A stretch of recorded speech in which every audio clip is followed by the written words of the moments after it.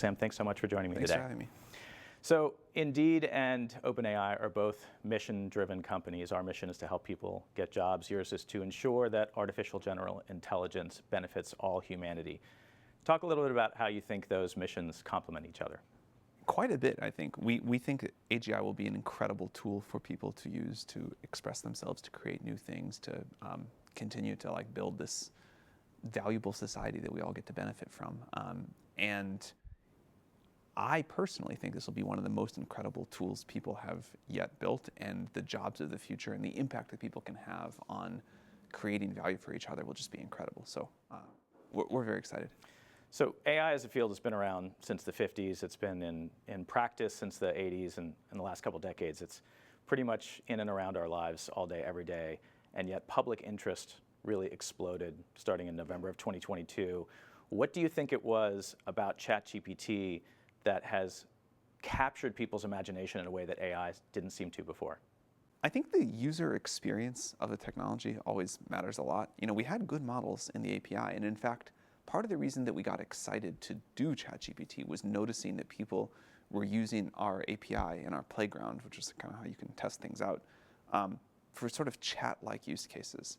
But that was a hard way to do it. And we're like, well, if we make the model behave more like a chat interface, and then if we build a nice consumer wrapper around it, maybe that'll make a big difference. And it turned out to make way more of a difference than we thought. Look, it's always a little hard to say why was it that moment exactly. Why not GPT-3? Or why not have to wait for GPT-4?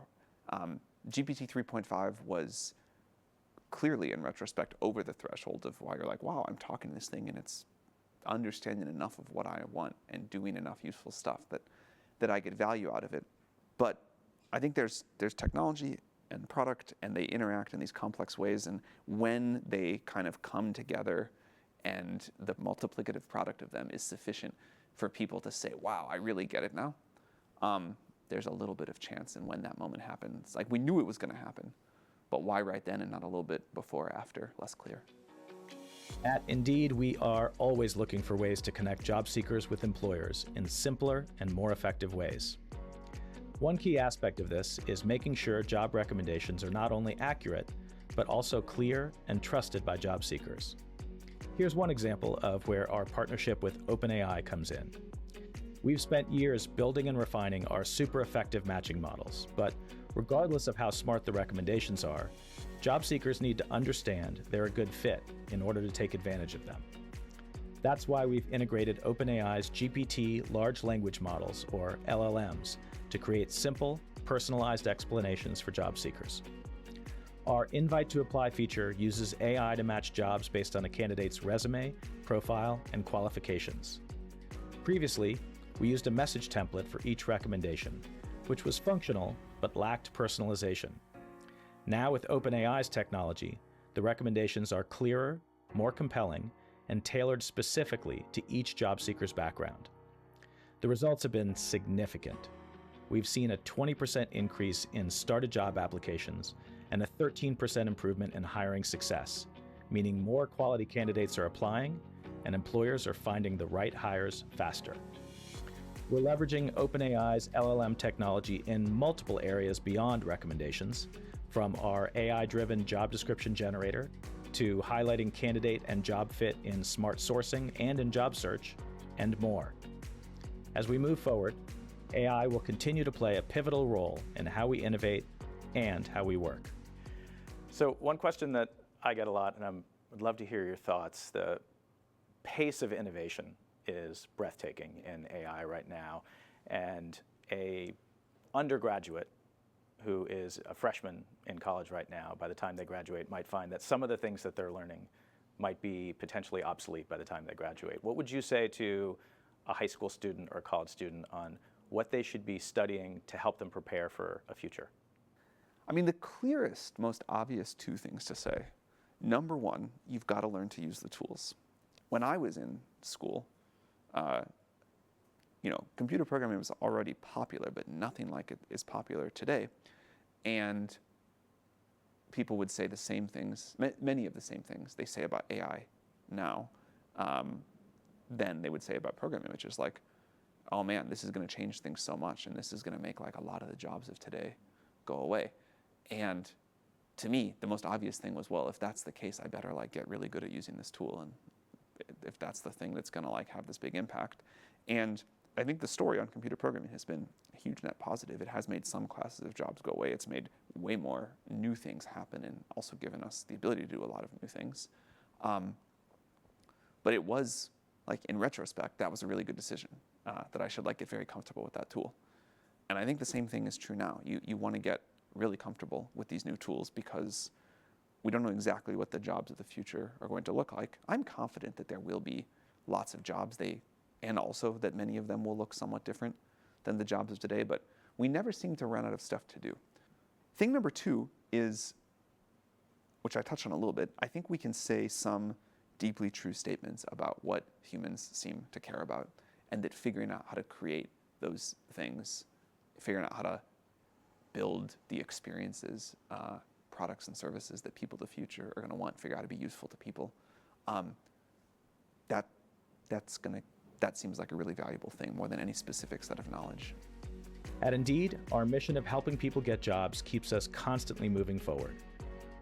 Right now, we're empowering our teams with AI tools to work more efficiently and effectively. But one thing is certain: no matter how advanced AI becomes, human judgment, creativity, and insight will always play a critical role in everything we do. You talked about creativity before, and I think earlier narratives around technology and automation is that it's going to be good at doing repetitive tasks, but not things that require human-level creativity. But now, tools like OpenAI, DALL-E can create images, ChatGPT can write poetry and write stories. How do you think our relationship with what we think of as human creativity will evolve given these types of tools that we can now use? Again, if we look at the historical examples, you heard artists say the camera has been invented, like painting is over, or art is over. And then other people say, this is an incredible new tool, I'm going to make great art. And, I think we're going to see the same thing happen here, which is it's always tempting to call the end of creativity. It will not happen. I don't believe it will happen. But as the tool chain changes, the output will change too. I think it's amazing to see what artists are doing with these image generators, for example. I think it will soon be amazing to see what writers are doing to make novels be incredible with these new tools. I had a conversation last night. It's not quite about creativity, but I'm going to say it anyway because it's just stuck in my mind so much, with a scientist. And he was like, started using these tools, been studying the field. I am convinced that someday I will be able to ask an AI to cure cancer. And yeah, maybe it will email me a few times and say, I need you to run this experiment in the wet lab and tell me the results, and then go off and think for a few more weeks. And then, ask me one more experiment and come back and whatever. And at the end, like, cancer will be cured, or this particular cancer, it was some specific thing, this cancer will be cured. And I was like, yeah, I think that'll happen too. That's actually like one of the examples I often give. And he's like, it makes me so sad. I was like, what? He was like, look, of course, as like, member of Team Human, I'm thrilled for that. But like, your thing is making AGI. My thing is curing cancer. And like, I wanted to be the one to do it. And he's like, I've really been wrestling with this because, again, as a member of Team Human, the faster the better, like, go at this. For my own personal satisfaction, like, what I want is a tool that tells me, go investigate this, but doesn't quite give me the answer, and then I still get to do it. And, notwithstanding everything we said earlier, which I also still believe in, that stuck with me. I think it'll be awesome when the AI can do my job better, but I've been doing it for a while, and, I got to have the fun part. Fantastic. Well, Sam, thank you so much for joining us today. This was an incredible treat. I know for our customers who live and breathe in the world of work and hiring, thinking about what the kind of impact this technology might have on them is something they think about every day, and to have you be able to weigh in on it is really incredible. So thanks so much for joining us. Really appreciate it. Thank you.